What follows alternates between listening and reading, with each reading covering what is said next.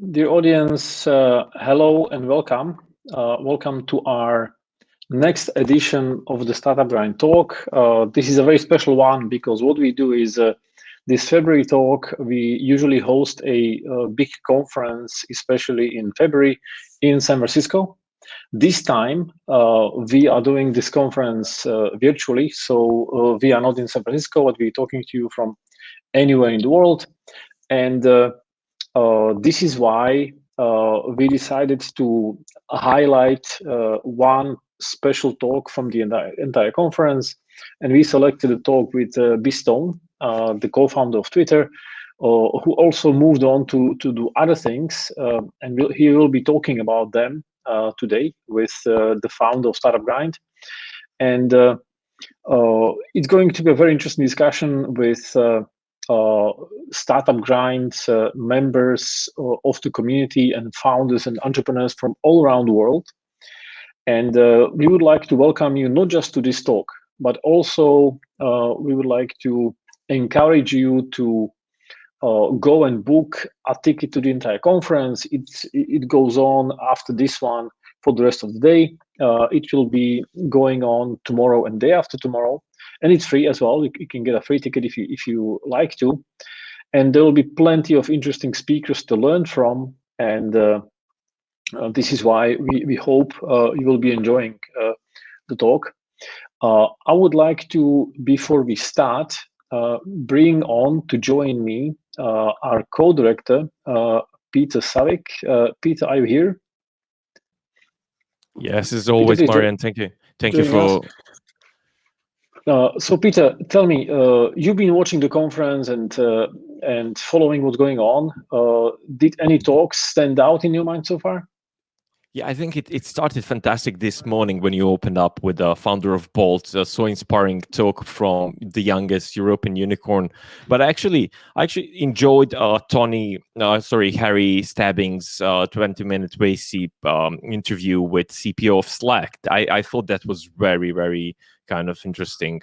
And I'm obviously looking forward to, 2 more days and off of a fantastic program, especially, Stacey Abrams and Gary Stewart on 25th, 8 p.m. GMT. So I think it's a fantastic program ahead of us. First virtual conference going so far, so great.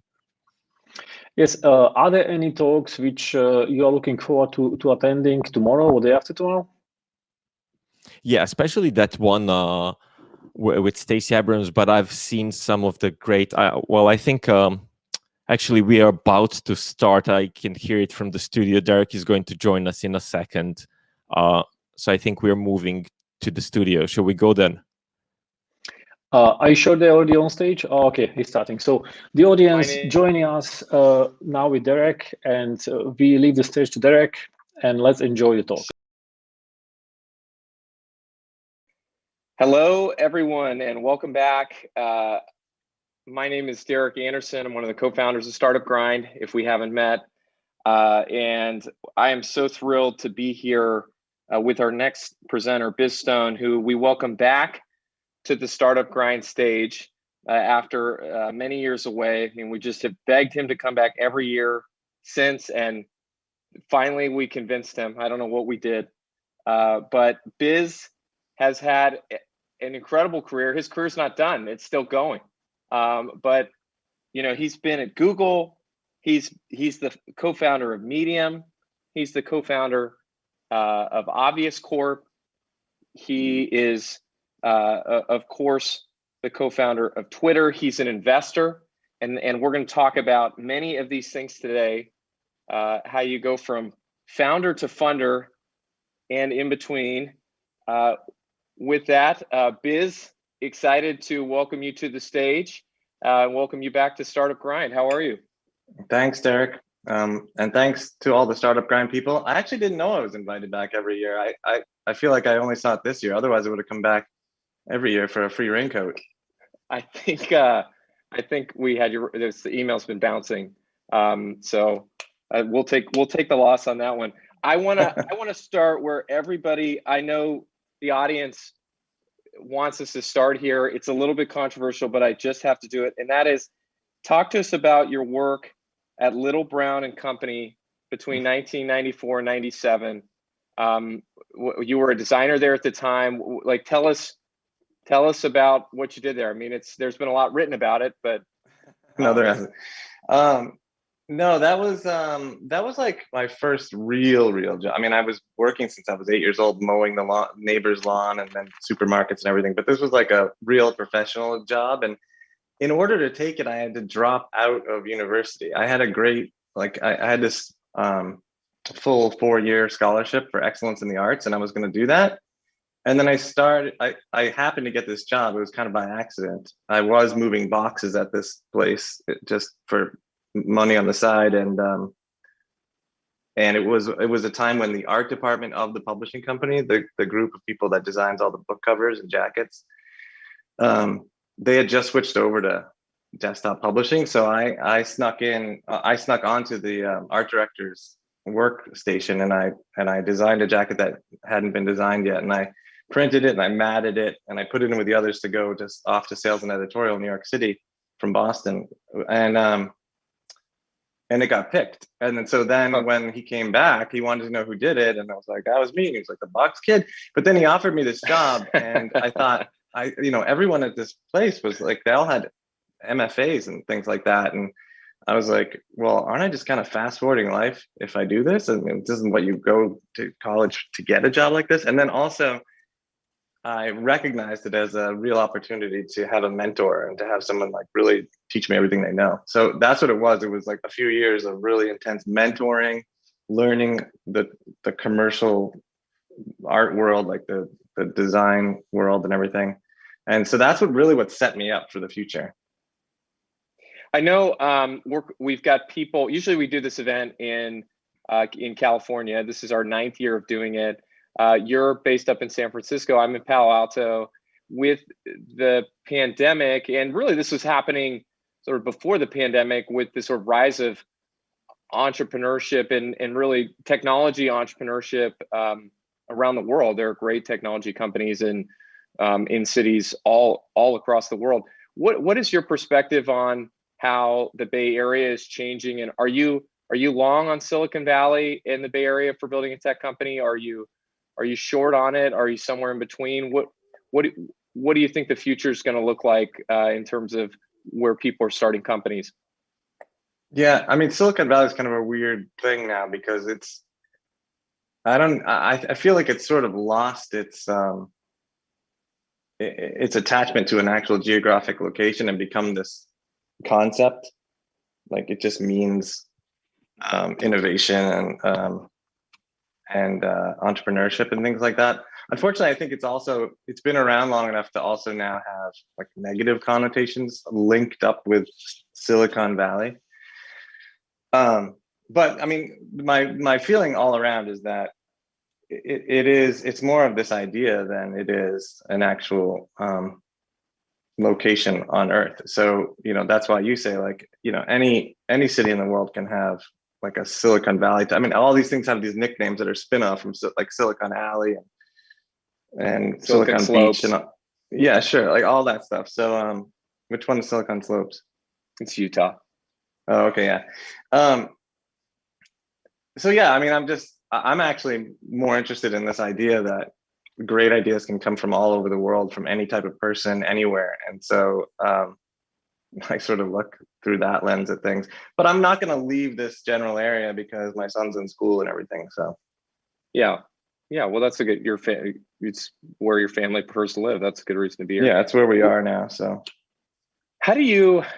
You've done a lot of different things. And you're now investing in, you've been it seems like casually investing in startups for a long time, from what I can find and see. How do you self-identify? Do you like seems like there's this big wave of like, oh, I want to be an investor, I want to invest in tech startups, but it seems like, I don't know, you're more of an entrepreneur than you are an investor, but is that the sort of natural evolution of a good entrepreneur? They become an investor, or they like, how do you sort of put those pieces together? I know a lot of entrepreneurs who would definitely cringe at the idea that like that's a natural evolution, that they become an investor. Well, no, more like I think the natural evolution is once you've done something a few times and you've been there and done that, you should be willing to offer whatever you've learned or whatever you can, advise to folks who haven't been there before. Yeah, it's super valuable to be able to know about a mistake before you make it. And the only way somebody actually knows about that as a mistake is they've made the mistake before.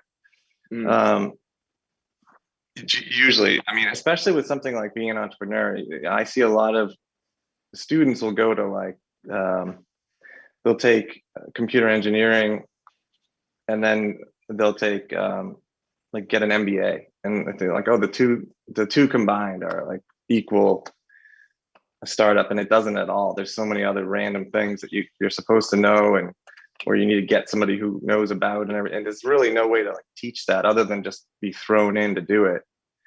I'm actually linked up with the Oxford Foundry, which has been going, it's in its 4th year now, and it's kind of just that. It's like, hey, anyone from Oxford or alumni will apply to get here, and then we'll help you get funding, and we'll do your startup. And that's really the way you learn.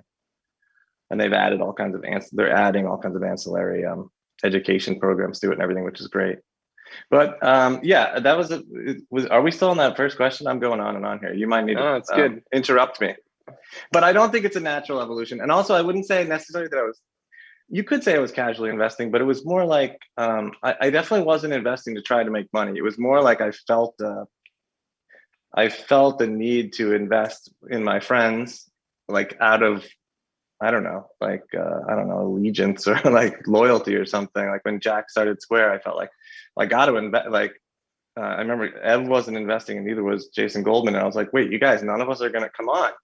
And Jason Goldman made fun of me. He's like, you're investing out of politeness? You can kiss that money goodbye. But I left everything in Square and still have it in there. So he was wrong. That's cool. And also, the reason I say it wasn't casual is because I literally gave Jack everything I had at the time. So that like all for me, that wasn't the cash you had in the bank. Yeah, like I almost even thought about selling my car, but then I realized how much I needed it. So so that's why it wasn't casual for me, because I was like, in order to make any kind of difference, I'm gonna have to give him everything. But it was totally worth it. And then from then on, I kept what I felt like I was doing was contributing back to the ecosystem that had helped me so much. And then I just started really enjoying it and realized more recently that I would be doing this anyway, even if it weren't a job, but that what I was doing looked very much like investing as a profession. But it's for me, it's really not the investing, it's the community building, it's the sharing of the mistakes and learnings and all that stuff. And then the more people you get involved with, the more rapidly you learn their mistakes, and you can sort of become Bijan Sabet is an investor at Spark Capital, is a friend of mine, and he's always got such great things to say at board meetings and things like this, and such great advice to give.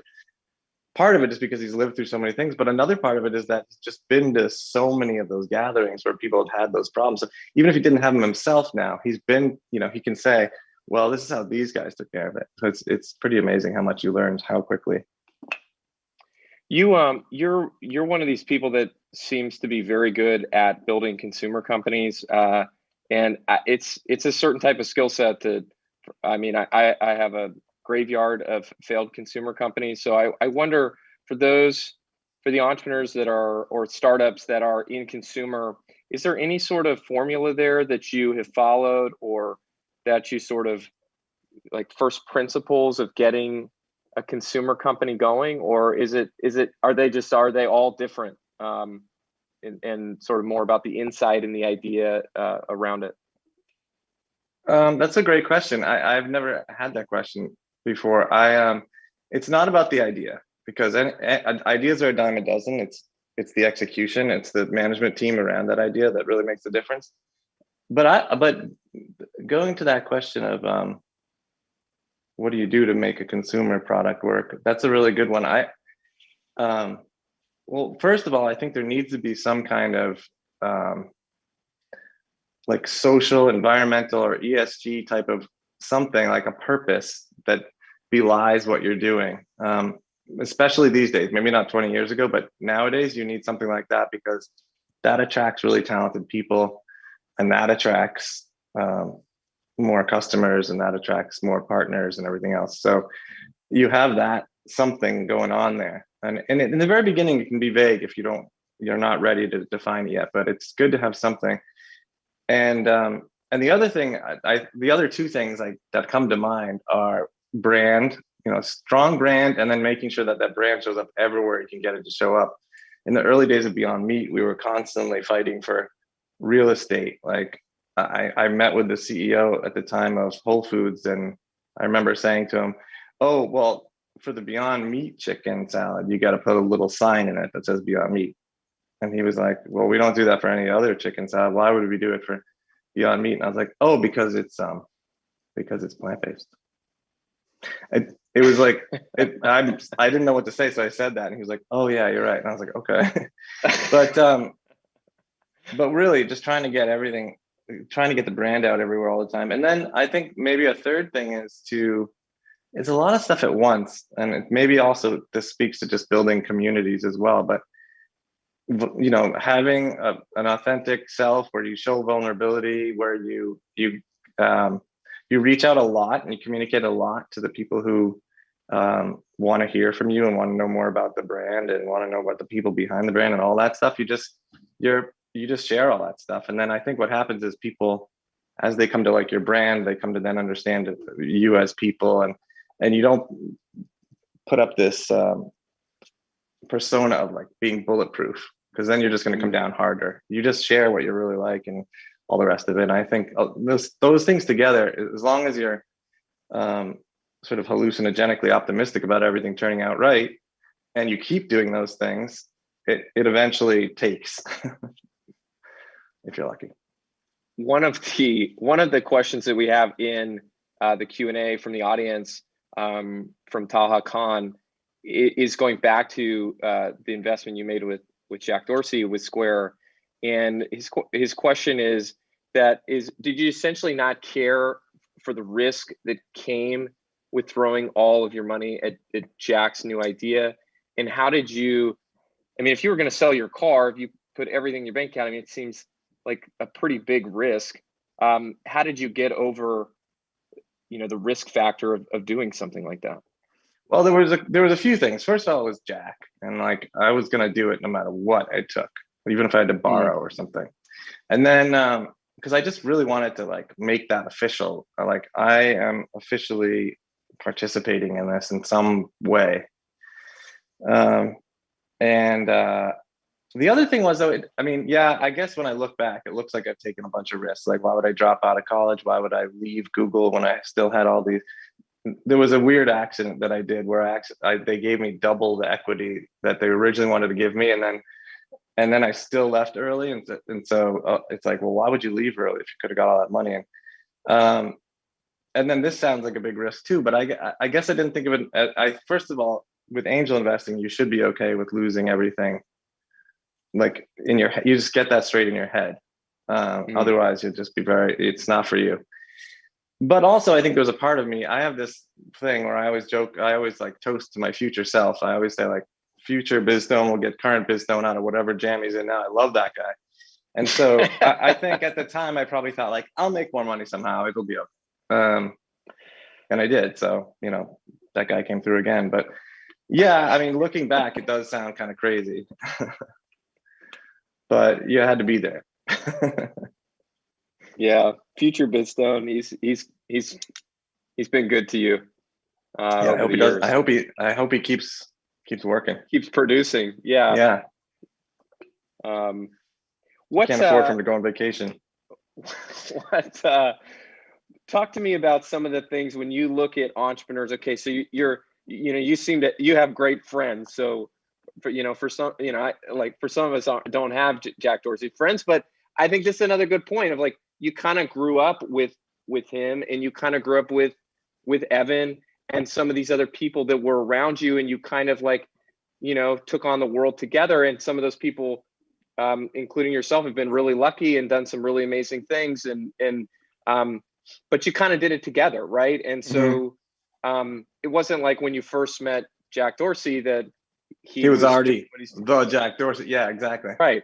Right. I don't know if he bothered. He wasn't meeting me doing today. the yacht model thing when you met him, I don't think. So like, you know, I mean, that's something too of like whoever. No, he was doing the hang watch. around with me thing. So which like, it was nowhere near as cool. I mean, how do you pick your friends? How do you pick, you know, what opportunities? It sounds like you just kind of did what. Well, that is a good cool, question. right? I mean, you should. I shouldn't tell anyone how to pick their friends. I mean, you should know how to. I mean, but if you're talking about friends who also end up being co-founders or partners in any kind of venture or whatever, I mean, I think that for me the key has always been someone who I really like and get along with, and they're really smart and I feel like they're smarter than me in a lot of places, but I also feel like I'm a good compliment to them in places, so that I don't feel like completely imposter syndrome about everything all the time. If I feel like I like them, I would like to work with them and learn from them, not just like their, just their whole person, like the way they are and the way they treat others and all that other stuff. Do I like them, and can I learn from them while I'm working with them? Can I contribute? And then it's one of the reasons why, again, going back to like leaving Google early, I had to ask myself, did I move out to California so that I could work at Google, or did I move out to California to work with Evan Williams? And so, okay, it wouldn't have mattered where he was, so therefore I'm going to leave with him too to start something new. But yeah, I mean, that's the general criteria: is like them and want to work with them, and you get along. You haven't just met; you've done some things together, etc. But yeah, you're right. I mean, a lot of this has been, like Stuart Butterfield with Slack and Jack with Square, and what else, like Intercom and others. Like, I knew the guys. Yeah. You have any friends let you down or lose it? I mean, you must have had a few, right? Yeah. You don't need to say who they are. I'm sure there has been. Yeah, no. Well, mostly like not really tracking those. Most of the things I've screwed up, I didn't. It's funny. I wasn't tracking any of this stuff until my new partner Fred and I started to like think about putting together a real fund, and then he started to track all my stuff. And I have these advisors that work for me, and they thought I had like an expensive habit. They're like, "You gotta stop doing this investing BS." And Fred was like, "Do you know like how well you've done?" And I was like, "What do you mean? I'm not supposed to be investing anymore." He was like, no, you should invest more because like you're doing a great job. And I was like, holy moly. But the screw ups that I've done have largely been like, if I like don't do it myself, or I take my eye off the ball. Like, one of the biggest screw ups I did was when I first got advisors. I was like, oh yeah, you guys are professionals. Like, you should probably, like, I got a question from one of these founders about some equity thing. Like, can you guys handle it? And they like just sold stuff. And I like to hold on to stuff. And years later, I was like, oh wow, that thing's going public. Like, that must be worth all. And they're like, yeah, we sold that. I'm like, oh. So I decided after that I should pay attention to my own hobby investing myself. Yeah. So yeah, I mean, there's been plenty. And then another thing to add to that though is I'm also very keen on spending time and getting to know and mentoring younger entrepreneurs too, so that I'm not just like aging with my cohort and going right out, or getting a totally weird sense of the world where so many of the people that I came up with like are so wealthy now that if I'm like, oh, yeah, that's a great designer, I'm going to call him for a job. And he's like, yeah, I don't really work anymore. I'm just doing this t-shirt thing with my wife. And I'm like, really? But you're such a, oh, well, I know a lot of really smart people just don't do anything now. It's crazy. Yeah. Yeah. And it's a shame because they're so smart. I'm like, you could go to any company or government or anything in the world and make it 25% better. Okay, so actually, this is a good question, or this creates a question which I asked Jeff, who's the president at Y Combinator yesterday, who like co-founded Lala, sold to Apple, like was chief product officer at Yahoo. Now he's like, one of the main people at Y Combinator doing like his third or fourth successful thing. Like, why keep innovating? Why keep doing more things? I mean, you could call it a day after Twitter and go start a t-shirt company. But you're continuing to innovate and do things. Why? Like, what's the motivation for you at this point? Well, I think if I really love the t-shirt company or something, and who I was working with, I mean, yeah, it could be great. But for me personally, I just I didn't know how to. I tried after I sold jelly. I tried to take a break for a couple of months, and I got depressed. Like I was just sleeping all day, and my wife said, "You really need to either figure out how to enjoy doing nothing, or find something to do." And so, relatively quickly, things happened, and I was all of a sudden doing something again. But so for me personally, I just think I don't really do well unless I'm like working full time. Unfortunately, sometimes I kind of like wish. No, I see friends who are like love woodworking or something. I'm like, I really wish I liked that, so I could just go do that. But I don't have anything I like except for, I don't know, like regular work. I don't know. I don't know what you call regular work, but you know what I mean. I can't do what there's an expression called on the beach, and I can't be on the beach. And even in real life, we go on vacation for a week. Like the first morning I wake up, I go to the ocean. I'm like, okay, we went to the ocean. What else are we supposed to do? And my wife's like, just that's it, like all day until it's dinner time. I'm like, what? But it's already been done. Like, what's the next thing? And so, anyway, go on. Too long of an answer. Well, no, it's good. So, okay, you talked about mentoring young entrepreneurs. I've got like a blitz barrage of Q&A, like I don't know, dozens of questions coming through. So I'm going to try to like move through a lot of these, and we'll try to cover. I'll try to answer quicker. Pablo in Mexico City says that one of the most common questions that VCs ask are you full-time on something? And, once you become a sort of serial entrepreneur, you no longer, maybe need to answer something like this. But what are your thoughts on like the full-time mentality, sort of going all in on one thing versus sort of being spread across, different things? Well, I think generally you want to be all in on one thing. I mean, most of us aren't Elon Musk, so if you give that one thing your all, I mean, that's the best. Then you did the best you could do. If you're doing 2 or 3 things, maybe you can't tell yourself that, well, I'm doing the best thing on this one thing. Also, I definitely see why that's VC's. I mean, it's kind of they want to know, like, well, if I'm going to put all this money into it, is this person really going to be doing it? I mean, people are asking me that now about investing. That, like, when we talk to LPs, they're saying, "But are you really working?" Which is a different reason why they're asking me. But I know what he's talking about. Like, a lot of entrepreneurs want to try to keep their good paying job and then try to build something on the side until they get a sense maybe that it's been de-risked enough to do it. But the whole point of it is risk. And so you're kind of depriving yourself of the whole situation. If you try to hedge and keep your job and do the thing on the side, you don't get as much money. Maybe you don't have the belief of the VCs and it's hard to hire if you're like, well, I'm also keeping my job. And they're like, wait. So anyway, I said I'd be fast. I think they're right. I think, going all in is probably the way to go to convince others and show leadership and everything. Mostumi is at Menlo College, and they asked a question of what common mistakes people that are in college make in terms of trying to do a startup. Should they consider doing internships first, or working for other startup companies, or sort of do the dropout, or just work on their own ideas right from the get-go? Yeah, I mean, those all sound great. I mean, it's a case-by-case basis.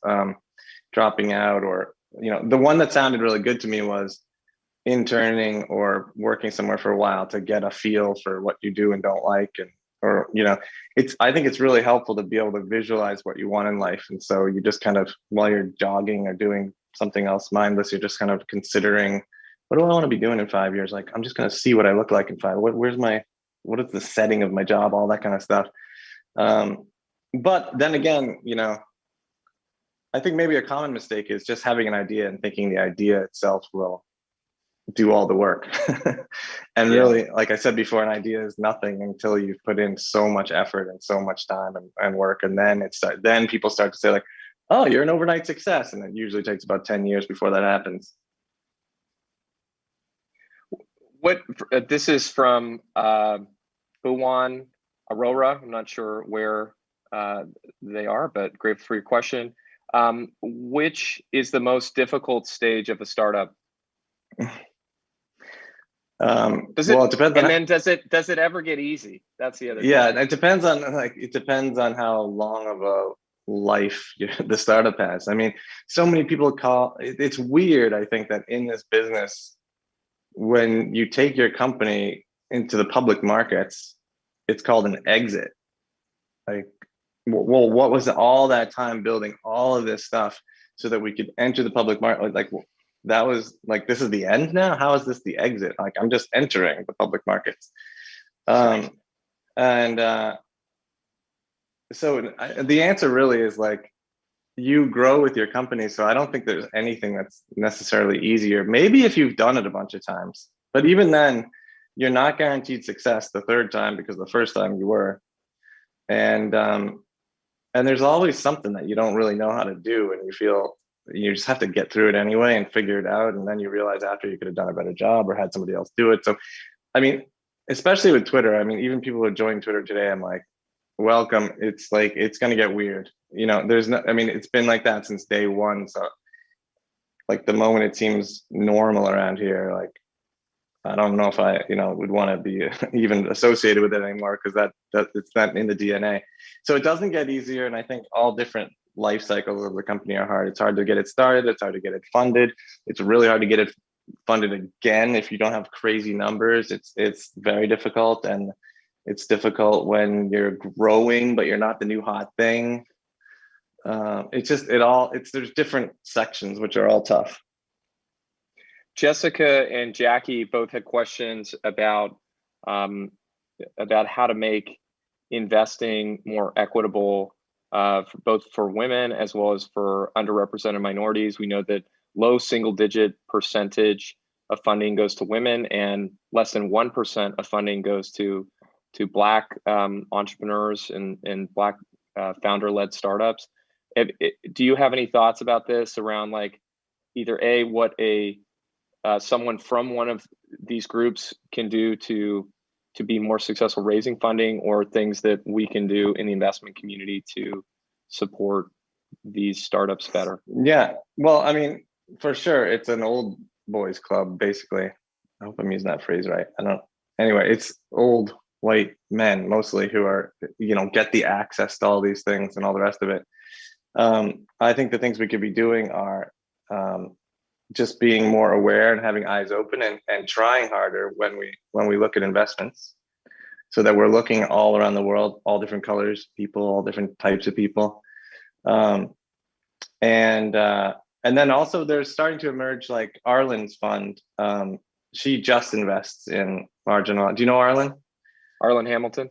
Yeah, Arlen was here. She's specifically trying to tackle that head on. And Ron Conway recently helped someone else start a fund with a very similar like look and feel. But so, cool. Unfortunately, like, the real change is going to come from educating young people, so that as they grow up, that things are more fair, and that seems like a normal thing, as opposed to, we're still stuck in between generations. But there's things we can do for sure. And for me, the biggest thing is to just be aware and eyes open, talk to people, learn things, and don't do the same old stuff.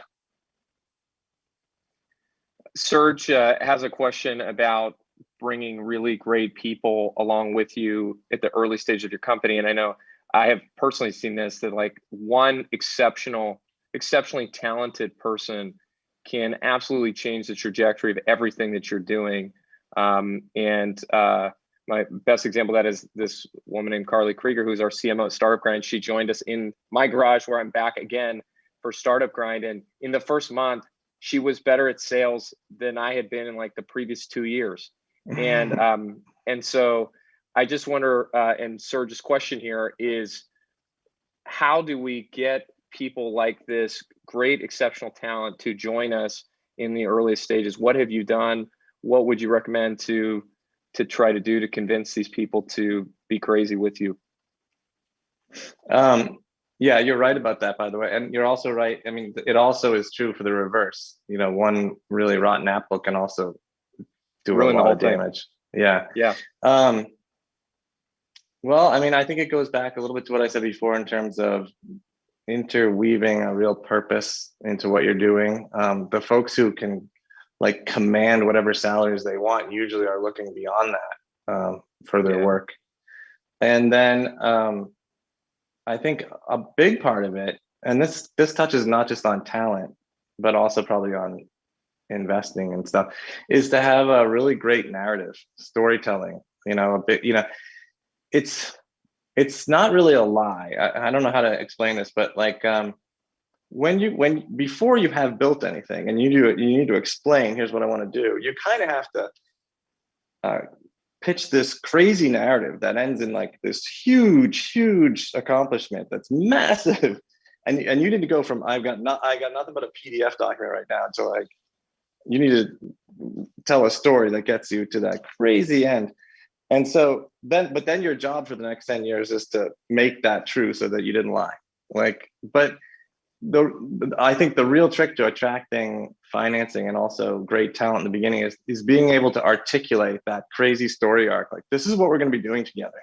And not only that, but exuding the kind of like, I'm emotionally invested in this. So when I'm talking about this, I think it's all real. And so, and then you give off a certain, I think, kind of leadership and calm where people start to say like, I believe this person. I think this person can pull it off. And then they become invested in hiring all other great people too, because then they're like not little, but they're clones of everyone who joins early is entrepreneurial. It's all big risk. So they become the ambassadors of the company as well and do the same. This is from Sheila in Bolivia, and she says, have you ever considered investing in LATAM? Yeah, I have actually. Fred and I are putting together this fund, and the very first investment was out of Latin America. It's a company called Notco. They make plant-based protein like milk and ice cream and stuff, but they'll be making other things. So for sure, I mean, even though we're still putting together this fund, we've invested in companies, and I think like one of them is in the Bay Area. So we're, like I said, I'm looking all over. I'm very active in the UK because of Oxford, and so just all over.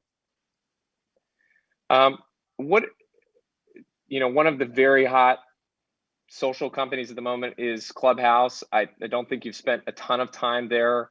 I haven't tried it yet. My friends were a long time ago like, you got to try this thing, and I was like, I definitely will. And then they said they were going to send me a link, and they never did. So yeah.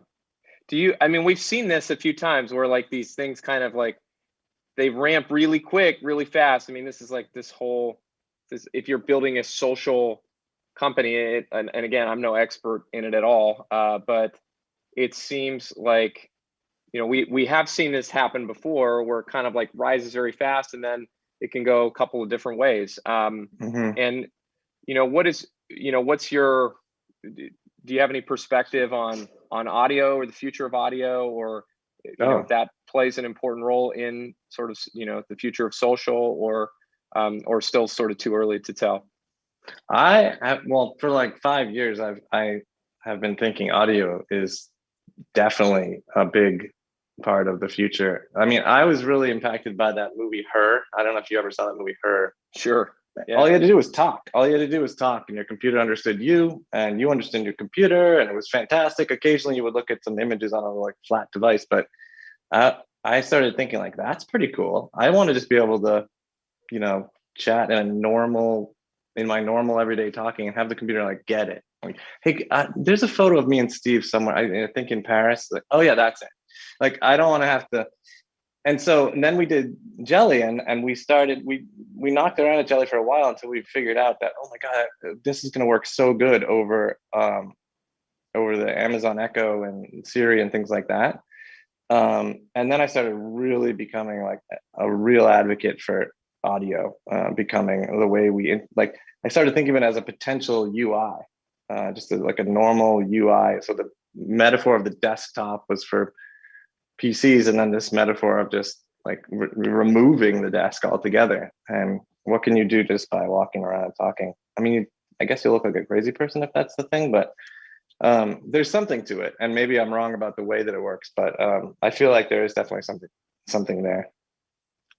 do you have any sort of bias towards single founders versus companies that are founded by multiple people, or any advice you have for someone in the comments is a solo founder? Yeah. Any advice specifically to them?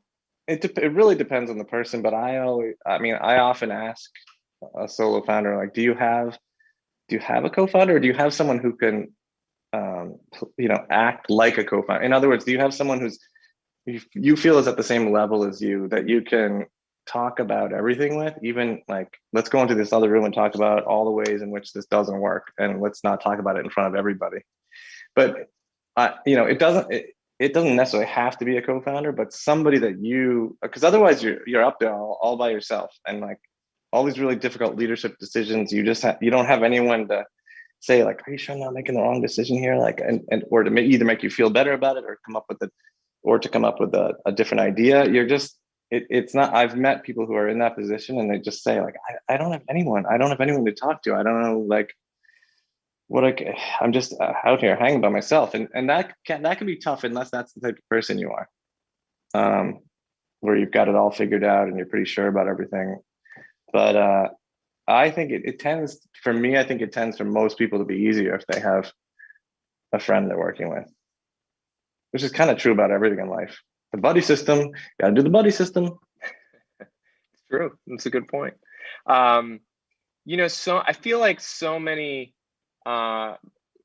incredible moments over the last 5 or 10 years have really sort of more and more, it's like those moments are happening and have happened on Twitter. And it's where it's like the catalyst for sort of becoming aware. And I think I was wondering if there's one thing in particular for you where you say, like, as you think about, being a creator of that project, there's something there where you say like, wow, this was one of the moments that made me most proud to see happening on our platform. And it could be the cat lawyer video that happened a few weeks ago, which was, maybe one of the most powerful moments ever on Twitter.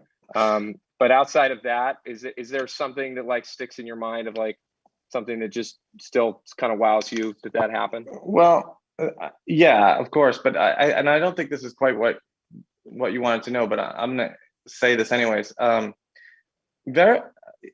very early on, I actually was really, I was trying to be really strict about the fact with everyone who worked at Twitter that, in fact, I gave this little speech where I said, okay, there's so much articles coming. It seems like every time something happens in the world, we're getting looped into the article as if we had something to do with it. And we don't. It's just people happen to be using Twitter and who are also doing these amazing things in the world. So don't start thinking everything's about us. And I gave this little speech and said, what we want to do is like right now, we're like a child actor getting all this fame. And we don't want to grow up and go all sideways. We want to be like Ron, what did I say? Who's the director? Ron,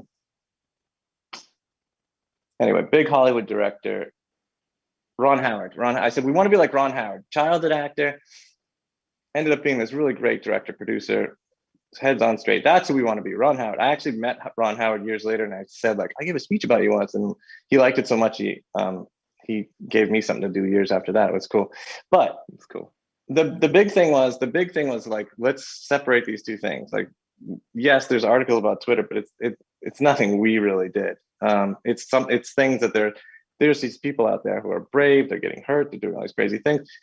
They're the ones who are like deserve the praise, not us. And so I was very keen on like not feeling proud about something that people did, and they probably would have or could have done with some other tool, but Twitter was easier. That's kind of my, like, I've sort of stuck a post in the ground around this whole concept early on. So. Okay, well, as we wrap up, I have two very important rapid fire questions for you. And the first is, who plays you in the Twitter movie? Oh God! If there's ever a movie, it's going to be like a cartoon, and I'll probably be played by a lovable mutt. Okay. And then the other question we got in the chat from Pete in Monterey is, of all the leather-bound books that sit behind you, which is the most dear and important to you? Looks like the Hardy Brothers set is down there on the bottom. Is that no, well, I like the Sherlock Holmes. I love the Sherlock Holmes, and then I also love Federico Garcia Lorca, because that was given to me by a friend in Spain. But the Sherlock Holmes I've had since I was a kid, and I read all those stories when I was a kid. I loved them. The other books, I'm not even sure like how I got those books, because they're like old dictionaries and stuff. Is that a real background, or is that real life? These are books. Yeah, those are physical books. Okay, cool. John Bartlett's Familiar Quotations. That's Little Brown Company. I got an encyclopedia up here. Sorry, I'm not supposed to be doing this right now. No, please. Organize my book. Let's see. It's great to have you. Thank you so much for being here with us. We've got 5,000 people here today watching in, so we're all grateful for your time and what you built for us. And so thank you. Thanks for being here. Thank you, Derek, and thanks to everyone who joined. I really appreciate it.